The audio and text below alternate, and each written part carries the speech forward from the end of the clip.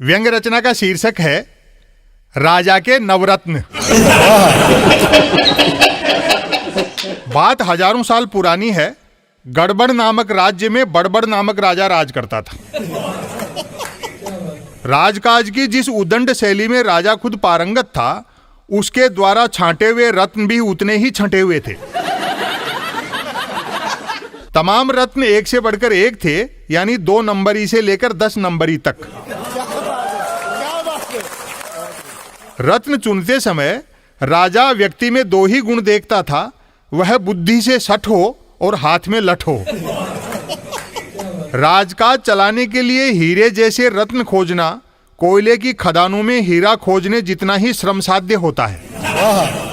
दरबार में अपराधियों की भरमार होने से राजा रत्न लायक योग्यतम अपराधियों की मेरिट बनाने में बहुत मेहनत करता था।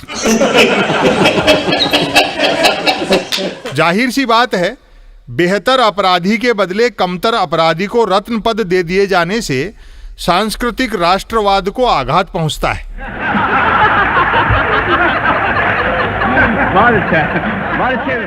राजा जानता था कि साक्षर की तुलना में अंगूठा छाप को शिक्षा रत्न बनाकर प्रजा को अंगूठा दिखाने के अपने मजे होते।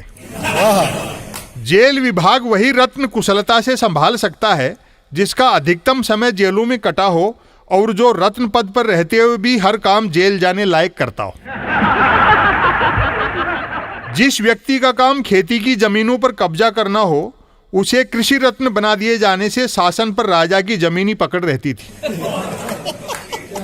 कानून तोड़ने वाले से श्रेष्ठ कानून रत्न कौन हो सकता है?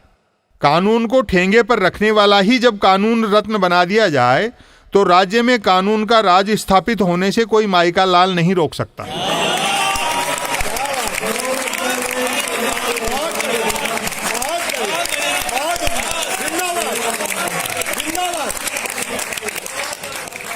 जिसे 2 और 2 जोड़ना नहीं आता, वही वित्त रत्न के पद को सुशोभित करता था। इससे राज्य की आर्थिक बदहाली पर भी उस पर अंगुली नहीं उठती थी, क्योंकि जब बेचारे को कुछ आता जाता ही नहीं था तो वह दोषी कैसे ठहराया जा सकता था। सूचना और प्रसारण रत्न का जिम्मा राजा उसी विश्वास पात्र को सौंपता था जो सूचनाओं को प्रतिबंधित और अफवाहों का प्रसारण करा सकता हो। साइंस और टेक्नोलॉजी रत्न ऐसे दरबारी को ही बनाया जाता था जो साइंस और टेक्नोलॉजी की स्पेलिंग तक न जानता हो। इससे लाभ यह होता था कि प्रजा अंधविश्वास के अलावा अन्य किसी बात पर विश्वास नहीं करती थी। कपड़ा रत्न का पदभार उसी को दिया जाता था जो दिन रात राजा के कपड़ों की प्रशंसा करता रहता था। यदि ऐसी प्रतिभा 2 लोगों में होती तो प्राथमिकता उसे दी जाती थी जो राजा के कपड़ों की प्रशंसा के साथ उसके विरोधियों के कपड़े फाड़ता रहता था। अपने रत्न चुनने में राजा कभी कोताही नहीं बरतता था। एक बार अपनी खेतीबाड़ी को लेकर राज्य के गरीब किसानों ने राजा से न्याय मांगा। राजा के एक दबंग रत्न को यह नागवार गुजरा। उसने न्याय मांगने वाले को सबक सिखाने की धमकी दी। दबंग रत्न ने तो धमकी ही दी थी, उसके लाडले पुत्र ने तो अगले ही दिन पिताश्री की धमकी को प्रैक्टिकल करते हुए न्याय मांगने वालों को अपने रथ से कुचल डाला।